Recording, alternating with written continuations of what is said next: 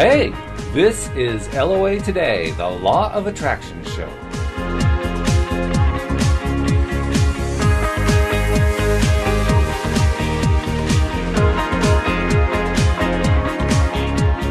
Welcome to LOA Today. My name is Walt Thiessen. Today is Wednesday, January 16, 2013. With us today is a very special guest, Steve Rizzo, the author of Get Your Shift Together. Yeah, you heard that right. Is joining us today. Steve has a rather remarkable career. He started off as a stand-up comic, headlining with people such as Jerry Seinfeld, Eddie Murphy, Drew Carey, and Ellen DeGeneres. But today he's a personal development expert. He works with corporate America, clients like American Airlines, BP, JP Morgan, Chase, Scholastic and Spring, among others. And his book, if you haven't seen it, is called Get Your Shift Together. It is fantastically funny. It is a great way of looking at how to improve your own life through humor. And one of the first things we're going to do is ask him what he means by a humor being. But first, let's welcome him to the show. Steve, welcome. Thank you for joining us today. Well, thanks for having me. I really appreciate it. And it's really good to be here. I love talking. Well, good, because we're going to be doing a lot of that today. Yeah, I know. Humor being. Thank you for those comments about the book. It is getting really good reviews, and I'm very pleased with it. So excellent. You know, it's having a big impact all over. So that's great. I love getting that message out. So break us in at the beginning. What's a humor being? A humor being, it's a phrase that I coined, and for you people listening, it's trademarked. Okay, just want to let you know. And it's your humor being is a part of your higher self. It is the part of you that brings out the best in you when times get really tough. What your humor being can give you more than anything else is emotional stability. And today, everyone knows what's going on the planet, personally and professionally in business, where the American dream seems to be eluding a lot of people. This is when people need to be in tune with their humor beings on a daily basis. Your humor being is that part of you also that ignites the sense of humor that so many of us have, but we're afraid to use because today we have become so politically correct that you have to be careful what you say, and you have to be concerned that you might not offend someone because you're laughing at something serious. And I think the problem is that a lot of people today don't know that the thing with laughter is that there's a difference between laughing at something that's very serious and laughing off the fear that represents it. And that's why we have this gift, laughter. It literally laughs off the fears that you're carrying around in your life. And if you learn how to hone in, and I teach this in the book, how to hone in and get in tune with your humor being on a daily basis, it actually comes out up to the forefront, and it becomes a part of who you are, and you're able to deal with life on a much more positive level. Humor literally nips negative thought patterns, Walt, in the bud before they blossom into emotional havoc. I thoroughly agree. Thank you. It's amazing though, because this politically correctness is stifling our laughter genes and our humor genes, and people don't know that. Even though there's a tragic situation happening in my life, I can still appreciate simultaneously the joy and the laughter that is around me. You know, of course, you still might be feeling the pain, but you owe it to yourself. It's part of the healing process. You ever notice at funerals, when people go to a wake or a funeral, that one of the first things that happens so often after you're crying and you're missing the person who's deceased, but everyone starts getting together and telling funny stories about the deceased. It kind of makes you realize too, through these funny stories, and everyone joins in, and there's a moment where you just have this feeling like the person's not really gone, and that's what humor does. It makes you realize that the spirit lives on, and those memories will never die, and that's another thing that humor does. So it's okay to laugh in those types of situations. As a matter of fact, it's crucial. Yeah. I agree. Yeah, that's absolutely true. It's interesting, too, to hear a comic turned attitude adjuster talking about this, because especially for somebody who's worked with, Eddie Murphy, who's absolutely known for being politically incorrect. I mean, to hear you address that topic, that's a really good thing. I think it's a comic who has to actually talk about that, so I'm glad you're doing it. I appreciate it, yeah, and we do. And I think if people looked at laughter from that perspective, that it's a healing tool that we all have. As I said, it's a gift, but what good is a gift if you don't open it? And don't get me wrong, there are people out there who are offensive, and there are people that laugh at offensive stuff at the expense of other people. Absolutely. And that's not what I'm talking about. I'm not talking about degrading people. I'm talking about just, finding that laughter. I don't know if you guys saw this during 9/11. Oh, yeah. It was 3 days after 9/11 when everyone was saying, oh, my God, what's happened to this country? And there was a lot of fear. And it was like 2 or 3 days later, Letterman and Leno were cracking jokes about, Osama bin Laden. And he was being bombarded by an arsenal of humor. And that humor was very healing because it made people realize when people were watching that show and listening to people laugh at jokes about 9/11, and it wasn't about 9/11 itself, it was about finding the humor, and they did it with such a way, it was so crafty the way they did it, and they were just knocking Osama bin Laden and the terrorists and our ability to bounce back, and it just made people feel a lot more at ease, and that's what humor does. It helps you to deal with tough situations. It helps to restore some sense of balance. Oh, absolutely. Absolutely. I had the pleasure of meeting Christopher Reeve 5 months before he passed away. Wow. And we were both, it was an incredible experience, and this story is in the book. And we were both keynote speakers at the San Diego Convention Center in front of, I think it was 7,000 people. I was the opening keynote, and when I got off the platform, Dana approached me and started kissing me and hugging me, and I'm like, I don't even know this woman. What is she doing? I knew who she was, but why is she kissing me? So she was thanking me, and she said, Chris would love to meet you. He loved what you were talking about. Would you mind? And I said, oh, my God, I'd be honored. Excuse me. So I go... we're walking back into the green room, and Dana is explaining to me that throughout the whole time I was up there, they were watching me on a big screen in the green room. And Chris told the other 8 people that were in the room to keep their mouths closed or get out because he wanted to hear what I had to say. So I go in, and I'm talking to this man, and hearing about what happens to someone like that is one thing, but when you witness someone sitting in a chair, and the only thing that he could move was his eyes and his lips, it's a reality check. Mm-hmm. And he said to me, and folks, I got to tell you something, this was the biggest compliment to this day I've ever gotten. He goes, I really appreciate what it is that you said on that platform. And I was talking about the power of positive thinking and stuff. And he goes, especially the part about your humor being, he goes, if it wasn't for my sense of humor, I would never have been able to accomplish what I accomplished in these past 9 years since my accident. Now, I know a lot of people heard Chris say that one day he was going to walk, and we all know that didn't happen, but that's not important. What's important is what he did with his life in the time that was allotted him on this planet. And what he created in those last 9 years was absolutely phenomenal. He did more in those 9 years than most people could ever accomplish in a lifetime. Yeah. And he attributes a great part of that because of his sense of humor. If you read his second book, Nothing's Impossible, the whole second chapter is called Humor. That's all it is. It says humor, and it's the longest chapter in the book where he claims that humor was the one thing that helped him to bounce back every day when he felt it would be impossible for him to bounce back. Humor always gave him that bounce back factor. Yep. Now, if he could look at humor from that perspective, I believe anyone can. Yeah, I think you're right about that. And your use of humor obviously derives directly from your past career. Give us just like a quick tour, how you started as the stand-up comic and then how you evolved into your new career, which is the one that you've been living with for quite some time now and turned into a very, very successful second career.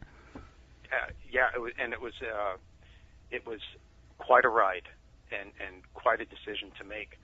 And at the very middle of my comedy career, I noticed that a lot of people that were opening for me, Drew Carey and Dennis Miller and Rosie O'Donnell and a host of others, they were going past me and making it on TV and just catapulting to stardom, and I couldn't understand why opportunity wasn't knocking on my door. And through some harsh reality, I realized it was. I was just afraid to open the door. You see, I had an intense fear, and I didn't know this at the time, of failure and success.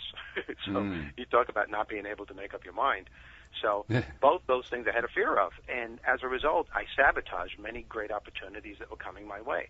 I either made an excuse that I couldn't audition because I had to be on the road to play at a club or whatever it was, and I decided, as the anger especially started setting in, and I went on a self-help quest to better myself, and I read almost every book you can think of on how to better yourself and motivation. I went to all these seminars, Tony Robbins seminars, and to make a long story short, in the midst of all this, the comedy industry was really interested in me, but at that point, I was really no longer interested in it because my view, I realized as I was changing inwardly, my perspective of the world was changing also.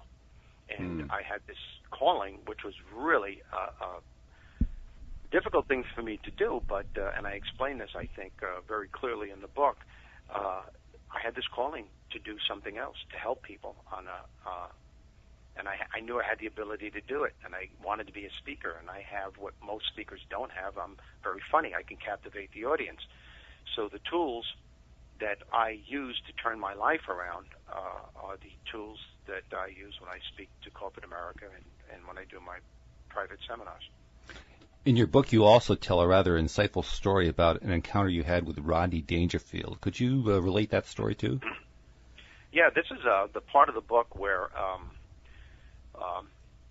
I'm talking about the importance of enjoying yourself during the process of whatever it is you're trying to achieve.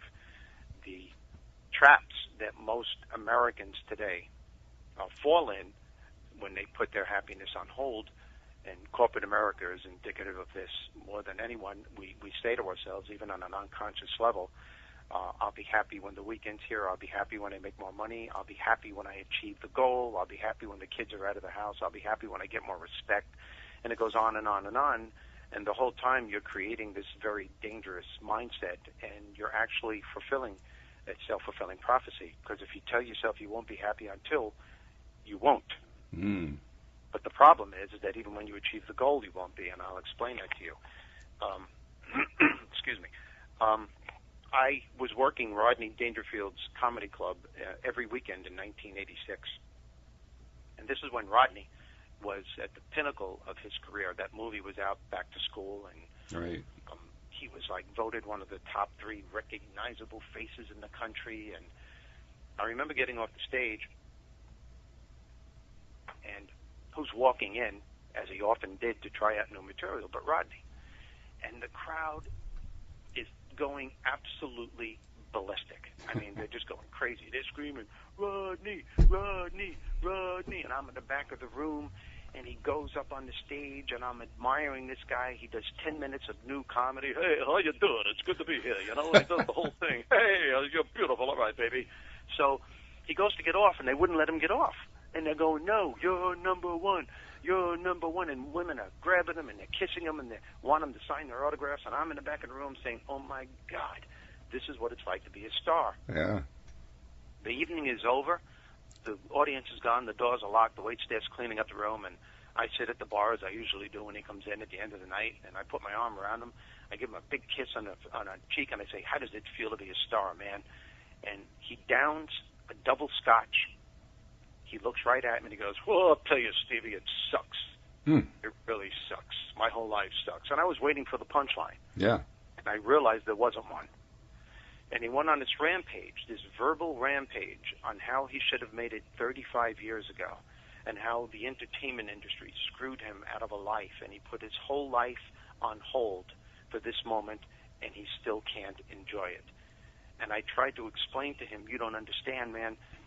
You're at a point in your life where most comedians die out. No one knows who they are anymore. You have a number one movie that was rated a 10. I said, you were voted one of the top 3 recognizable faces. Didn't you hear that, audience? You get that everywhere you go. And he said, I don't expect you to understand. All I can tell you is that It sucks, and I'm just not happy. Now, here's a guy that should have been living his dream. Instead, he was living a nightmare. And this is what I want your audience and for you folks to understand. Right. Yeah. This all happened because some point a long time ago on an unconscious level, he created a mindset that signified he couldn't and he wouldn't be happy until he achieved a certain status in life. Now, here's the irony. Even though it took him 35 years to do it and he finally got it, he still couldn't enjoy it. And this is the reason why. If the journey towards the goal is polluted with so much negativity, anger, fear, jealousy, whatever it is, guilt, you're only going to create the same reality, the same mindset when the goal is achieved because you take it with you. You're only going to have fleeting glimpses of, wow, I finally got it, this feels good. But then that mindset stays with you and says, okay, now that that's over, what else do I have to do to feel happy again? And you put your happiness on hold all over again. The point is, you have to enjoy the journey towards the goal. It's more important than the goal. The goal is just the icing on the cake. The journey is the cake. What good is all of that icing without a cake to put it on? Yeah, absolutely. In fact, as I was reading that section of the book, I was thinking to myself, boy, am I guilty of this one. I mean, I've really got to work on that one, and I have been working on it, but it just resonated with me. And I wondered how it affected you because, like you said, this was the mid-'80s, and you ended up making your shift a few years later. So I'm wondering, how much did it affect you then, and how much did it stay with you? It still stays with me because it becomes a habit. And that's why I love the title of the book, Get Your Shift Together. I'm rarely asking people to change, but change scares people. So what I'm saying is, Zelman, you don't have to change. It's just a matter of gradually shifting your perspective on your life, shift your way of thinking, shift your focus. And as a result of doing that, you create another habit, and without realizing it, you do change. But that mindset of I'll be happy when, you know, it's amazing. In the comedy business, everyone starts off with this incredible euphoric feeling. And you're, wow, I'm doing something that most people couldn't even conceive of doing. I'm on stage and I'm making people laugh and I'm doing a great job. And that's good for a while. Then all of a sudden the business takes over, the business part of the art. And now that's when you start seeing, you know, people getting TV shows and people start making more money and then people start headlining at bigger clubs and then a part of you is going, you know, when am I going to get that? When's that going to happen to me? And all of a sudden that euphoric feeling that you had, the art of making people laugh, no longer satisfies you. So you're no longer enjoying the process. Now you're putting your happiness on hold and you say, you know what, when my time comes, that's when I'm going to enjoy myself. You don't even have to say it out loud. You do it on an unconscious level. And you just, and when it doesn't happen as fast as you want, you just get totally frustrated, and it affects what you're doing in the moment. It affects your performance, and it affects your family members. It affects your friends. I can't tell you how many marriages were destroyed in the comedy business because people weren't happy because they didn't get what they thought they deserved and couldn't even enjoy the fact that they were still making people laugh. And I believe people have that same mindset in almost every business they're in. You can do that to yourself no matter what it is that you're doing. Oh, How absolutely. come so-and-so got the raise? How come I didn't get the raise? I'll be happy when I get more respect. I'll be happy when they keep telling me not to do this or not to do that or to do this. And the whole time, you're not living in the moment. You're putting your happiness on hold. So now we're at the nub of it. Talk about making that shift. How do you go about making the shift? Because you obviously made it very successfully. You have an amazing career now, and so you did it. But how did you do it? A lot of drugs. You take a lot of drugs. No, what you do is I show people in the book step by step on how to enjoy your life and how to start each day with an unstoppable attitude to succeed. And it all starts on the first thing in the morning, as soon as you open up your eyes. That's when your day begins. That's when your creativity is at its most powerful. And you have the incredible opportunity at that moment when your eyes are open to steer your thoughts and your emotions in the direction that you want it to go. In other words, you can choose to seize the day or you can let the day seize you. I think you guys can agree that most people, as soon as they open up their eyes, the first thing they focus on is the grueling day that they had the day before, the idiot that they had to deal with, all the stuff that didn't get done, and then they start thinking about the stuff that has to be done on the coming day. And they can't understand why they're dragging themselves out of bed, and they're moping, and they have that same train of thought going on, and more negative stuff starts building, and more, and then the kids are going, "Good morning, Daddy, good morning, Mommy," and then more, "I got to feed the kids," and more stuff happens. And they can't understand why when they're walking into work and things need to be solved and problems need to be solved and their energy level is so low, or they have a personal goal that they want to achieve and they can't understand why it's so difficult. You can't succeed. You can't be at your best if your energy level's that low. You have to start each day with your energy level sky high, and people don't know this. They don't even know they're doing this to themselves. So what I suggest people do, as soon as you open up your eyes, before you take the covers off, before you plant your feet on the floor, is immediately start focusing on something or someone that you are totally grateful for in your life. And it doesn't matter who it is or what it is. It could be, maybe it's the person lying next to you, maybe it's your children or a particular goal that you achieved, the birds singing outside the window, your dog lying on the side of your bed, the smell of coffee. It doesn't matter what it is. Just hold on to it and build from there until you just start feeling just a little bit better. This takes seconds. It takes a lot longer for me to explain it than it is for anyone to do it. Yeah. And so you might be asking, well, why? Because gratitude is the most powerful connection you have to your higher self. You always want to start your day connected to this part of yourself. This is the part of you that views challenges simply as they are, challenges, not as life trying to turn you into a victim. And when you have this mindset going of what you're grateful for, as soon as you take the covers off and you plant your feet on the bed, you just say to yourself, you know what, I'm going to enjoy this day. I can do this. I have things that need to be done. I think the thing that people have to be aware of is don't think about all the things that you need to do. Think about who you have to be in order to get it done. And I believe that's the key. And if you can catch yourself in this state of awareness and say, oh, my God, how am I going to expect to get things done with this mood? I mean, I got clients to meet. I have patients to meet. It's my child's birthday today. It's my anniversary, whatever it is. How am I going to enjoy this with this mood? Bad moods snowball. As soon as you start thinking about one thing that isn't working in your life, other things start snowballing. Before you know it, you can actually create a reality that says your life is worthless. And it may be the complete opposite of what it is. But if you believe that it's true, that's all that matters in your world.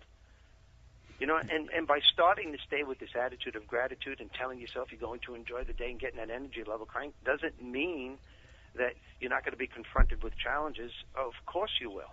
That's why you have to start your day off with this head start. You have to create it with this mindset, because at some point during the day when you do lose it and you are angry and the workload is stressing you out, something will click and you'll say, hey, whoa, I promised myself I'm going to enjoy this day. You know what? There's something within me that can meet this challenge. I can handle this. I got to bounce back. I have a client to meet. I have a busy day. I have to achieve this goal today, and I can't in this mood. I have to turn it around. Before you know it, you're back on track again. It's just creating a new habit. It's just shifting your focus and your way of thinking. And it's such a small change to make. That's the thing that's so amazing. I mean, you're describing making one small change at the beginning of the day, and that does it. Exactly. But it doesn't do it right away. You have to do it on a continuous basis before it becomes a habit.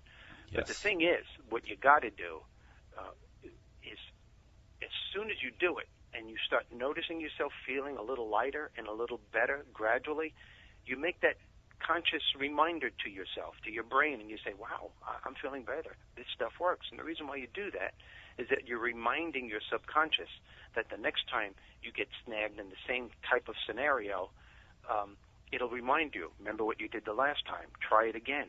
And the more you do it, the easier it becomes. Before you know it, you have created a totally different habit.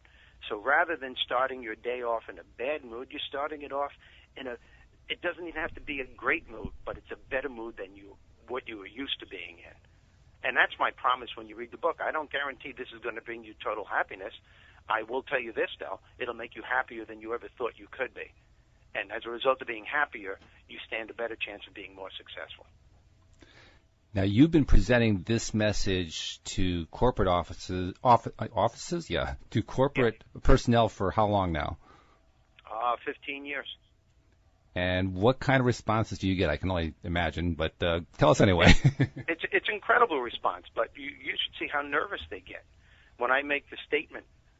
And I laugh at it now, but the first time I did it, I thought I said something to offend someone. People were actually fixing their ties, and women were fixing their dresses, and they were just, shrugging their shoulders around. This is what I said. I said, listen, here's the bottom line, people. You are very successful people in your definition of success.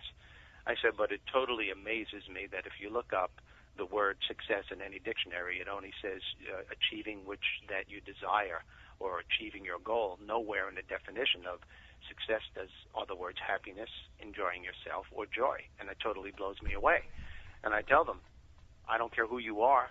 I don't care how much money you make. Everyone in this room could look at you as the ultimate success story, but here's the bottom line. If you're not happy, you're not successful. And if you're having a tough time enjoying yourself during the process of whatever it is you're trying to achieve, you're ripping yourself off.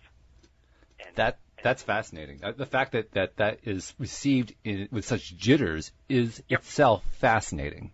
Yep. But look, if my job, and this is my job, is to wake people up and to help them to better their lives on any level, they're going to have to hear it. But the response you get after it, which is why I get called back time and time and again for these corporate companies, because this is a message that no one else is giving. These are what I call the intangibles. These are the things that you don't see in a self-help book. You don't see someone, and if you do see it, it's in maybe one paragraph. I have a whole book on it. You very rarely have people say the 10 things that help me to be successful. You never hear anyone say, "Oh, and I have a great sense of humor." No one says that. I always manage to laugh off the fear.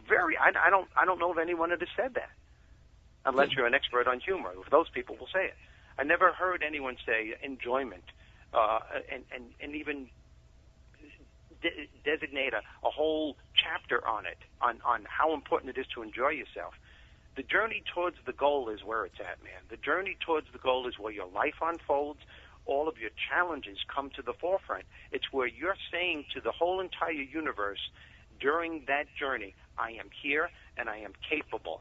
It's a declaration to yourself and to the entire world. And we bypass the journey just because we can't wait to get to the goal, because that is what success is supposed to be. And by doing that, we missed out on so many opportunities and gifts and experiences that are so enriching in our lives. Yep. You're so right. And, how many times have people come home from work and they take their problems home? And your little girl or your little boy are going, Mommy, look at me. Are you really looking? Are you really paying attention? Or is your mind on the crap that you had to deal with at work? And you're thinking about, oh, my God, it's the same crap tomorrow. And you'll never have that moment again with your child. It's gone. It's gone. It's out the window. And people bypass all this stuff. Well, and you also, the child looks at you as unhappy. They sense it. And they feel the loss, but it also sets up a mindset and a pattern for them that being an adult is not about being happy. You just hit it on the nose. You're exactly right. Your children learn by what you do, by the actions you take, not by what you say. Right, and it self-perpetuates that mindset and style of living that it's hard, it's of focusing on the negative and not on the positive. Exactly. And that's why I was raised with the mindset. I love my mom and dad. May they both rest in peace. But I'll tell you what, man, they were very negative people, and that's only because of the way they were raised. There was always fights in the household about money.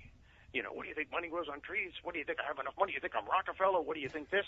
I can't pay the bills. And I always heard this, and I grew up with that even till this day, where money is abundant in my life.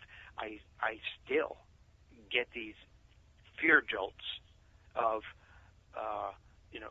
it's going to disappear. I really can't have this much, and I have to shift back and laugh at it and just go, okay, no, that's not true, because I know I'm doing fine now, and I have to sometimes fight against it, shift against it. Mindsets set at an early age stay with you and they stay with you always. It's just that you have to be able to to deal with it. I'm just sitting here. I mean, absolutely everything you're saying about kids and parents is true, but I'm still sitting here thinking about what you said 5 minutes ago, that there's nobody out there giving talks to corporate environments that include the idea that success should include happiness and joy. I'm just sitting here speechless thinking, I mean, there are like, hundreds, thousands of people who make their careers going around making these talks, and nobody's saying that? Yeah, you know what the general mindset is? I don't want them to enjoy themselves. I want them to laugh. I want them to make money. I want profit. That's what I want. Well, not realizing that if you're having fun, if you're having joy, if you're laughing your butts off, that stuff ignites creativity and productivity. Right. And the atmosphere within corporate America, from what I know, and I've never worked in big corporate America, but is nose to the grindstone, produce, and, work long hours, dedicate your life and, more than 40 hours a week to the job. We don't care if you're happy. We don't care if you burn out. Yep. You're here to produce for us. And if you're laughing, they would think you weren't doing your job. You were goofing off. Absolutely. Absolutely. And let me make this clear, too. There are quite a few that are getting the point. And I'm happy to say that I've spoken for quite a few corporate groups that where the people are absolutely ecstatic working for them. And that's because they allow them to laugh. They allow them to have fun. Some of them even have what they call Friday fun days, where people dress up any way they want to, whether they want to dress up as the Roaring Twenties or whatever it is they want to do, and people just have a ball doing it. And I think that's great. I think that's great, especially today where times are really so tough and we don't know where we're going with the economy. And listening to the news, it's so negative, and it's so easy to get caught in that negative zone, and sometimes you just have to do away with that stuff and focus on all the great stuff that your life has to offer. Well, you just touched on a point that is kind of tied into something else I was thinking about. You pointed out how the news is always so negative, but it's not just the news. You look at entertainment, look at movies and plays and so forth. So much of it is based on down. So much of it's based on negative. And of course, Hollywood is known for the happy ending, which sometimes does happen in the movies. But for the most part, so much of it is negative. What do you do with your life when you're trying to entertain yourself and do it in a way that doesn't bring you down? I listen to very little news now.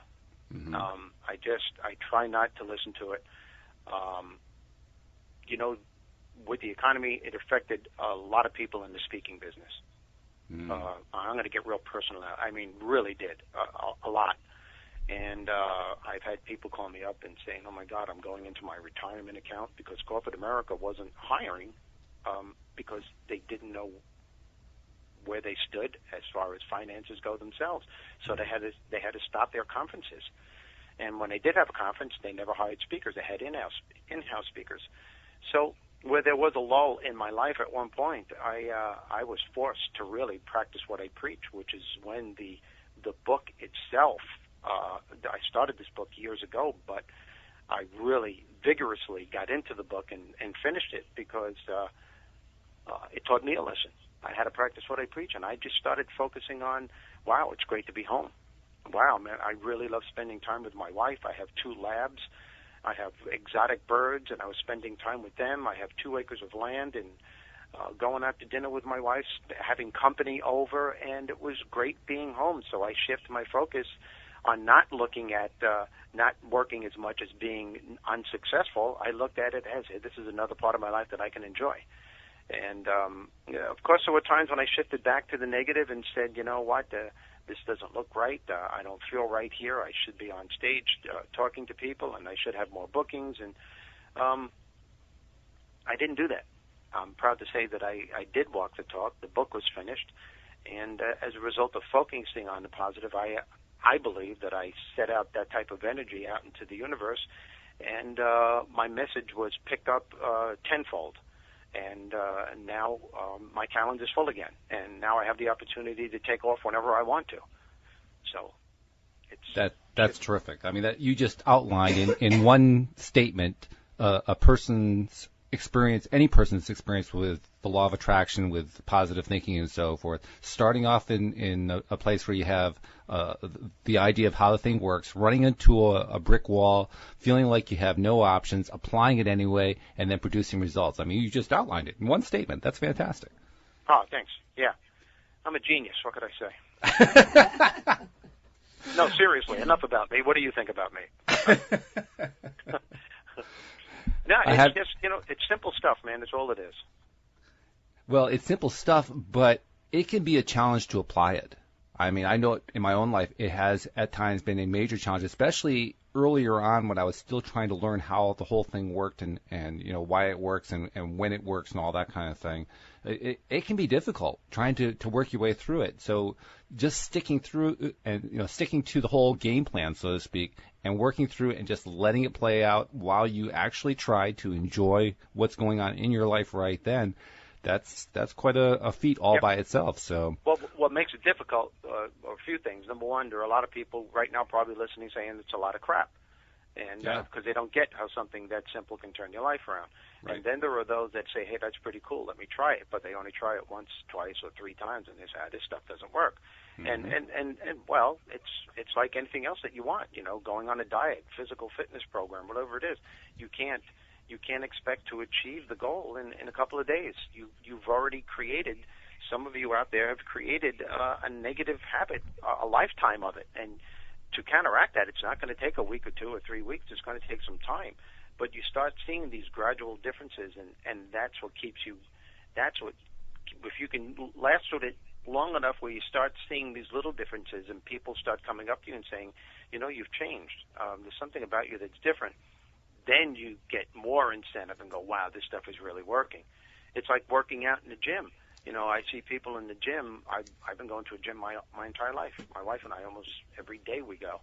And when I'm on the road, I do it. But some people get frustrated. They have all the energy in the world, and they say, I'm going to do this, I'm going to do that. And they don't give themselves enough time. After about a month or two, they go, well, it isn't working. But if you give it enough time, there comes a point when you get out of the shower and you look in the mirror and you say, wow, I'm looking better. I'm looking pretty good. And when you can get to that point and admit that you're looking better and you're feeling better, then you have an abundance of incentive to keep going and say, wow, now I'm on to something, because you're actually seeing the difference. And that's what you got to be really dedicated to wanting to make a difference and to get to that point where you see the difference, which gives you more incentive to go even further. And absolutely. And one of the keys that you present in your book, and it seems to be also part of your presentations too, is that when you're up against that wall and you're dealing with and trying to stick with it, so to speak, so you can just keep persisting, one of the keys that you emphasize the most is laughter and humor. Tie it in. How exactly? I mean, imagine some scenario that you ran into recently, and you had to give yourself that shift. How did you use humor to do it? Well, first of all, Mark Twain said, "Nothing can stand against the assault of laughter, not even fear." And it's such a powerful statement. And I can give you a few different examples. One in particular where it's a typical everyday occurrence when my wife and I were in a hotel room. We had an important dinner meeting with a client, and I tell this story in the book, and I'm running around the hotel room. It was a suite they gave us, and I'm looking everywhere, and I can't find my glasses. My wife is ready, which is very rare that she's ready before I am. And she's sitting in the chair, and she's watching me frantically, and I'm cursing, going in and out of the room. I can't believe this. We're going to be late. I can't find my glasses. And I'm looking at her, and she's going, And I look at her and say, well, what are you sitting there for? I said, at least get up, help me find my glasses. Oh, you want me to help you find your glasses? I said, yeah, help me look for them. She goes, oh, okay, why don't you try your face? Yeah. And my glasses, I was wearing them. Yeah. And I'm looking, and Now, at that moment, I'm going to be honest with you, I was really upset at her because she knew how important this meeting was. We were late already, and because a flight came in late, the whole thing, and I'm rushing like a maniac, and a part of me wanted to just yell, and just, I was so upset. And I was going to say to her, I can't believe you did this. And all of a sudden, I noticed she's trying so hard not to laugh. I mean, she's just trying to be a sport about it. And I see her holding it in, and a part of me at that moment said, laugh or ruin the evening. Yeah. I mean, right then and there, I knew. And all of a sudden, I just looked and I said, oh, yeah, there they are. I knew they were there the whole time. And then we both just started laughing our butts off. But the funniest thing is that she said, what did she say? Oh, I was holding the car keys in my hand, and she said, well, if we could just find the car keys, we might make it there in time for dessert. And, you know, my wife is incredible. She's funnier than I'll ever be, and she is the motivator behind the motivator. I mean, she walks my talk better than I do. And I learn a lot from her. I've been with her for 25 years now, and she's just pretty incredible with that. But that's just one example with humor. And, you know, you can even find it in even intense situations. Just the fact that you told a story there that doesn't require telling a joke, but it's just picking something out of life, because stuff like this happens to everybody in life, and then looking at the funny side of it. That's all it is. That, you know what, and that's a good point. And I'm glad you brought that up, because a lot of people in my workshops will say, you know, well, you know, it's easy for you to be funny in a situation like that because you're a comedian. And when the first time I heard a person say that, I realized, I would go, wow, yeah, that's true. It is easy for me. So my point is, and I want everyone to get this, it's not important that you tell a joke in the midst of a stressful situation. I'm not asking you to be funny. I'm asking you to see the funny. Now, there's the difference. Right. That's all I'm asking you to do. And even if you can't see the funny in that situation, and if something happened that angered you, and you walk away and you're still angry, maybe you had an argument with someone, and you just go, I can't believe that person did that. Most people hold on to that for days, and they reinforce it by telling other people, let me tell you what he said to me, and you're reliving it again. So now you're even more angry, and you just can't let it go. But some point during that day, the chances are something's going to happen that's going to amuse you, or someone's going to say something to you that's amusing. Maybe you're going for a walk and you're seeing two children playing, and one kid says something that's really funny to the other. That's when you have to allow yourself to laugh. Because if you're still holding on to the anger, that just doesn't make sense at all. Right. So humor is around everywhere. It may not be within that type of situation, but it's somewhere, and you allow yourself to laugh it off. Walt and I are very lucky in that we use a lot of humor in our relationship, especially when one of us is down or having a tough day. Walt loves to tell a story. He'll be this hasn't happened in almost a year. He'll be in a down mood, and if he's laying on the bed or something, I'll go and I'll literally sit on his chest, grab him by he doesn't have lapels, but his sweater, and I look at him in the dread in the eye with a smile on my face, and I say to him, snap out of it. Yep. And we just start laughing. And sometimes it doesn't snap him out of it in the long run, but for that minute or few minutes, he's laughing, we're having a little fun, and it moves him forward. Yeah, and that's exactly my point, and that's the perfect words, because, you know, snap out of it is what you're really telling him to do. You're snapping, or it's the same thing as saying shift out of it. Shift yourself out of this, because it's not a happy place to be. It's not a good place to be. My wife sometimes jokingly will give me one of those. Did you ever see Moonstruck? Yes. When Cher smacks Nicolas Cage, that's what my wife does. She'll smack me in the back and go, snap out of it. She'll go like that, and you know, it's funny. Yeah, it's funny. It's immediately now. It's such a response. I laugh every time she does it.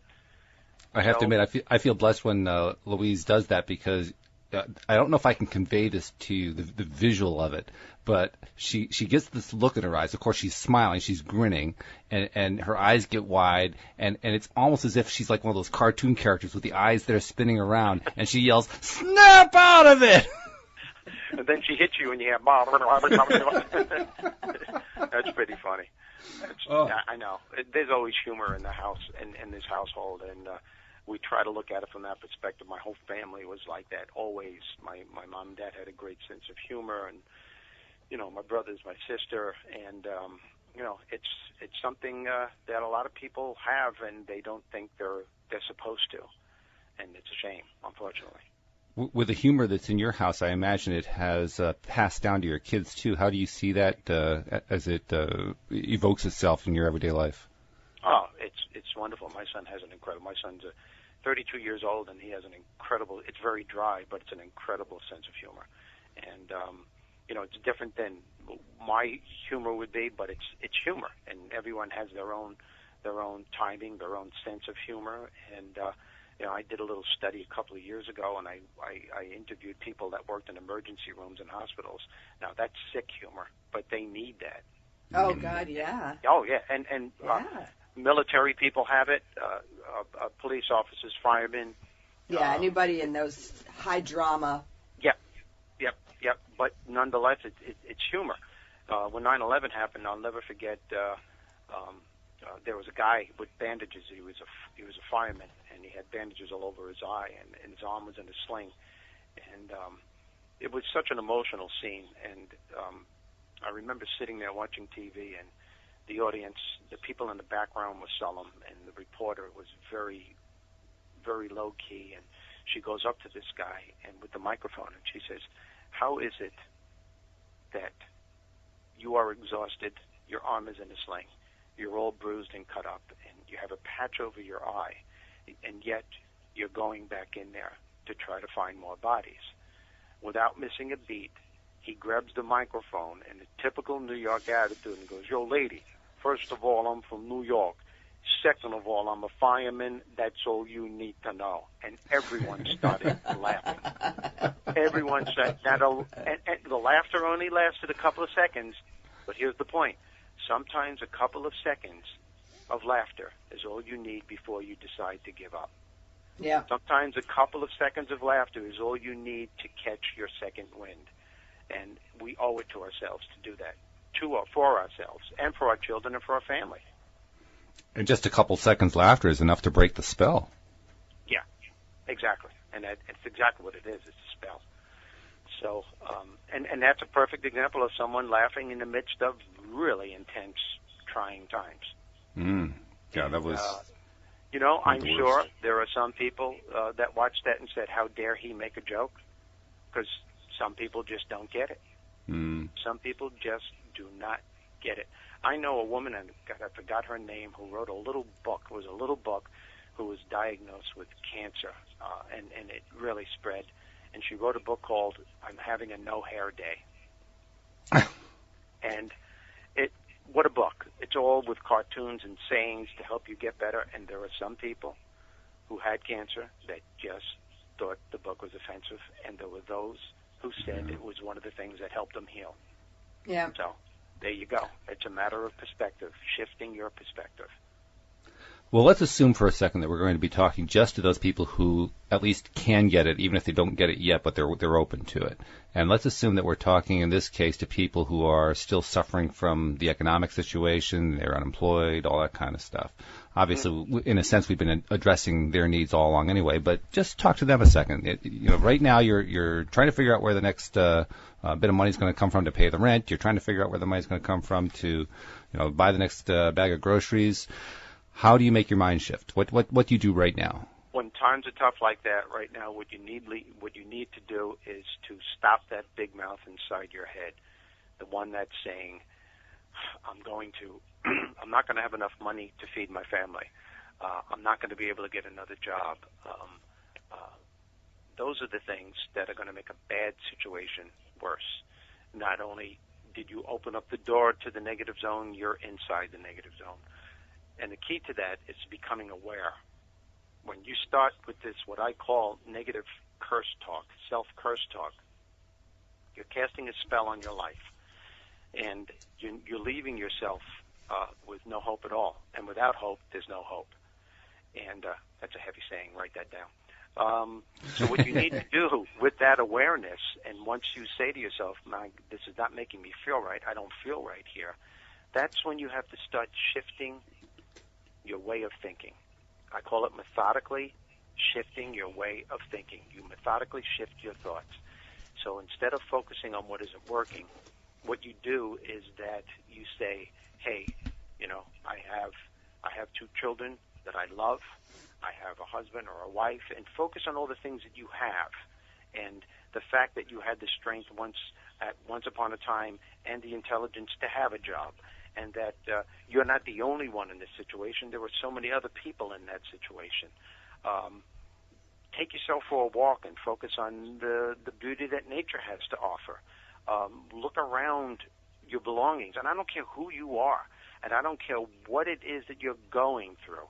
There is always, always, always something to be grateful for in your life. Whatever it is, you hold on to that and you build from there, and you focus on that. Christopher Reeve, that's another thing that happened to him when he was in a hospital and he was contemplating suicide, and he asked his wife, please, I want to end my life. And she told him, you're still you, and your children still need you, and I still need you. And when he saw his children walk in through the door, even though he knew he wouldn't be able to walk again and do the things that he once did, he realized that they needed him, she needed him, and that was the gratitude, the fact that they needed him. He was grateful for that, and he held on to that, and he built his life from there. That, and a sense of humor, helped him to catapult his life to do the things that he needed to do. And one of his comments was, my life isn't, and I'm paraphrasing here, my life isn't what I thought it was going to be, but there is still joy, there is still love, and there is still laughter. Mm-hmm. Now, for those of you who think that you have nothing to be grateful for, think what he went through and tell me right now and tell yourself you don't have anything to be grateful for. Yeah. You do. You're just not looking for it. You're just not. Yeah, it's there. Yeah, and in fact, the other thought that occurs to me is that while it didn't work out for Chris in terms of him, reaching his goal of being able to walk again and so forth, just because it didn't happen for him doesn't mean it can't happen. It is possible for people to make that kind of recovery, and you certainly don't want to put yourself in a mindset that's going to block you from having that opportunity. Well, that's a great point. That's a great point, and here's something else that happened as a result of that. He created a mindset, an attitude that was incredible, and people started to realize that, you know what, he was moving his fingers and his hands, and that was supposed to have been totally 100% impossible. I remember that, now, yeah. Yeah, exactly. Now there's a study going on that attitude and the power of your thoughts has a lot to do with turning the impossible to the possible. So now they're finding, because of him and because of that situation, he was in a place where he's able to help people now to create the attitude that they need to turn their lives around and perhaps do what he couldn't do. So well, he opened that door to the thinking that the impossible is possible, in that the mindset had been, if you have this level of traumatic brain injury, there's no hope that you'll ever improve from where you are. And he shifted that to, there is hope, there is the possibility. We don't know how far we can make the change, so let's open that door. That's exactly right. That's exactly what he did. And to paraphrase it, he was saying, you can focus on what I no longer have. I'm going to focus on what I do have, and I'm going to move from this point on. And that's what he did. And in fact, if I remember correctly, toward the end, I could be wrong about this, but didn't they have him in a swimming pool toward the end of his life, and he actually was able to move his legs? Yeah, he was able to do like a dog paddle type thing. Right. And move his legs, not his arms, but his legs, like a paddling thing with his legs, and they were totally amazed. Yeah. That's not supposed to happen. Yeah. But science are all in agreement today now that you can actually change, by your belief system, your genetic makeup. You can change your genes. Yeah. We have a future sister-in-law whose study is in neurochemistry. It's biochemistry with an emphasis on neuroscience. And she has been graciously educating us on how thoughts change brain chemistry. Yep. And she's doing some research on that, and that there is more research. And just that fact that if you believe something can happen, there's a good chance you can make it happen, or at least advance. Maybe it's sort of like evolution, that this person moves it this far forward and the next person moves it even farther forward.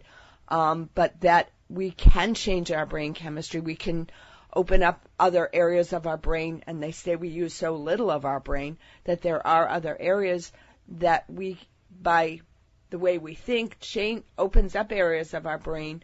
Yep. And things that we hadn't even felt were possible are becoming more possible, and new areas for study.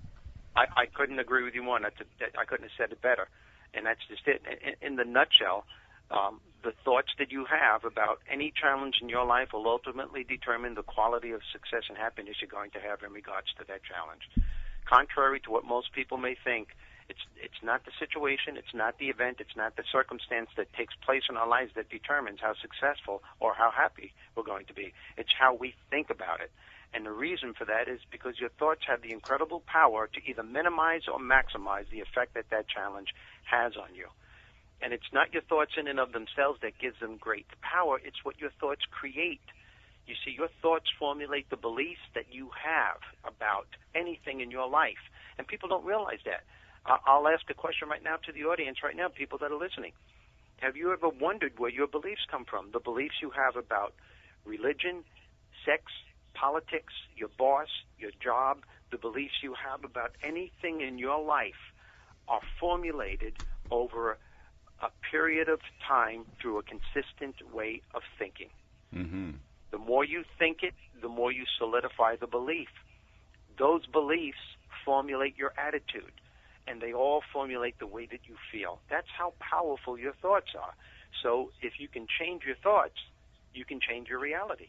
There are people that go through the course of their lives not thinking that they're good enough and smart enough, who could be incredibly gifted. And it may not be true, but if you believe that it's true, that's all that matters in your world. Your brain, your subconscious, doesn't know the difference between true or false. It only knows the information that you program into it. So your thoughts literally write the story of your life. In fact, as we're talking about this, I'm recalling that there's actually an example of somebody who was completely paralyzed who did get up and walk, and that's Morris Goodman, who was one of the presenters in the movie The Secret. He crashed an airplane, and some 9 months later, he walked out of a hospital after they told him he would never walk again. So there's an example of a case where somebody actually did it. Yeah. Oh, absolutely. Absolutely. And my brother Michael, who's 100% disabled as a result of the Vietnam War. Oh, tell about that story. I read that and I was like, wow, that's fantastic. Tell that story. He's the biggest inspiration of my life. He's the book, as you know, is dedicated to him. I mean, it's without him, there's no book, because the tools that he used to turn his life around and the tools that I found on my self-help quest are the tools that I'm giving you right now. He's 100% disabled as a result of the Vietnam War, the only man in medical history that ever survived that kind of wound. He's in journals and medical books as someone who beat the odds. He shouldn't be here today. 21 feet of his small intestine were either taken out or blown out on the battlefield. And his kidneys and other internal organs were damaged as well. And the only reason why I'm being graphic here is that I want everyone to understand what he went through so they can fully appreciate how he turned this around. Right. I'll never forget the first time that I saw him in St. Albans Naval Hospital in Queens, New York. If it hadn't have been for my mom and dad in the room with him, I never would have known it was him. He went from 168 pounds to 88 pounds. In the room with my mom and dad were his two friends from high school and his Marine Corps buddy whom he had gotten wounded with. And the whole day my brother was going in and out of consciousness. And it was at the end of the day when the doctors came in and told my mom and dad, I'm sorry, but it doesn't look like he's going to make it, not even through the night. I'll never forget the look on my mom and dad's face. His two friends from high school walked out of the room, and his Marine Corps buddy was hitting the wall saying, why? And as all this was going on, I remember staring at my brother, wondering if this is going to be the last time that I'm going to see him. And I was only 17 years old at the time, and I remember vividly how something strange started happening. His hand started slowly rising from his side, and he clenched his fist, and up came his middle finger. And I know. And right then and there, I knew he was going to try and make it because he still had his sense of humor. And that was the answer he gave to the doctor's diagnosis. And to be quite honest, folks, that's the answer he gave them every time they told him he wouldn't be able to do something. First, they said he wouldn't live long. Well, they're wrong because he's alive today. Then they said he'd have to eat oatmeal and baby food and liquids because they didn't think his digestive system would be able to hold anything of any substance. You know what my brother's attitude was? Is, hey, don't you ever tell me what I'm going to eat. I'm going to eat a bowl of pasta and a couple of meatballs, even if I have to sit on a toilet while I'm eating it. So, you know, to make a long story short, he was in the hospital for quite some time, and to this day, when he goes to the doctors for checkups, they say, well, here comes the miracle man. And they say what happened to him is a miracle. And here's my point to all the listeners. I believe in miracles. I believe, though, we all have opportunities to perform our own miracles, and when life throws something our way, it's a matter of what you believe. And where do your beliefs come from? The thoughts you keep programming in your brain day in and day out. My brother incorporated a belief system that was absolutely second to none. It was incredible. First of all, he never said, why me? Which is what we have a tendency to do when life throws something at us, when things aren't going our way, whether it's big or small. First thing we do is, why me? As soon as you say that, you open your door for the negative zone, and then you walk in, and more stuff starts bombarding you, all the negative stuff. My brother never said, why me? He said, this is me. This is what happened. This is what I have to deal with. What do I have to do to turn this around? Who can I go to that can help me? These are the things that helped him to survive. And the thing that helped him to, and you know, one time, as a matter of fact, it's amazing, he was eating a sandwich, and he wasn't supposed to eat anything of substance, and we would sneak him in hero sandwiches and stuff.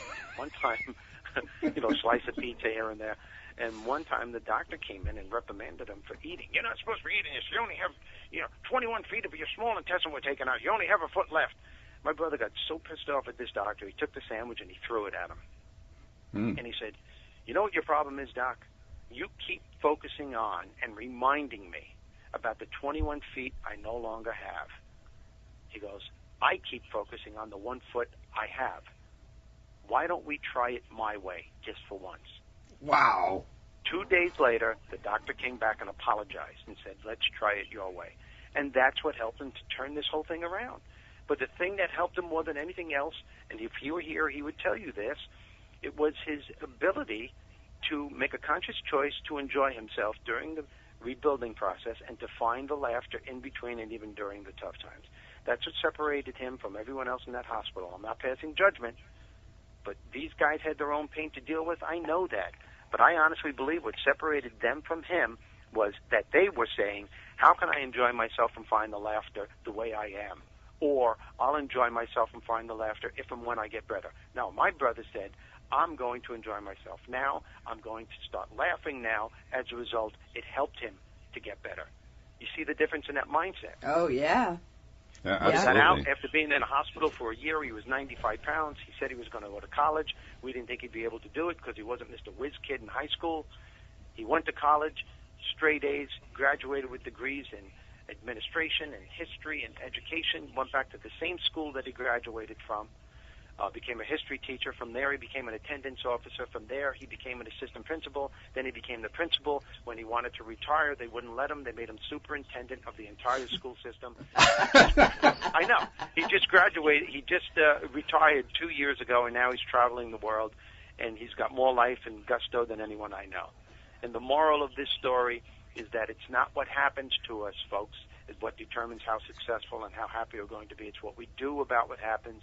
It's the thoughts we have about the challenge that formulates the belief and the attitude that determines how successful or how happy you're going to be. It's the actions you take, the choices you make, and will you dare to challenge yourself, to enjoy yourself and find the laughter during the rebuilding process. That's the key. We all have the power to make that shift. Everyone does. Absolutely. And you can continue to eat the hero sandwiches and the spaghetti and meatballs along the way. There you go. Well, Steve, this has been wonderful. This has been an absolutely enjoyable time talking with you and hearing your stories. And man, oh man, I wish I was in every single one of your audiences anytime you make a presentation, because it must be an event to behold. I appreciate you saying that. Thank you. Before we let you go, where can people find out more about you? You could go to my website, and that's probably the easiest place to get the book. No matter what page you go on my website, and it's a great website to search, because you can go through it. There's a lot of stuff that you can see. I have a lot of videos that don't cost you anything. But as soon as you go on the home page or any page you go on, you'll see a little ad to purchase my book. You click on it, and you'll have a choice to either purchase it from Amazon or Barnes & Noble.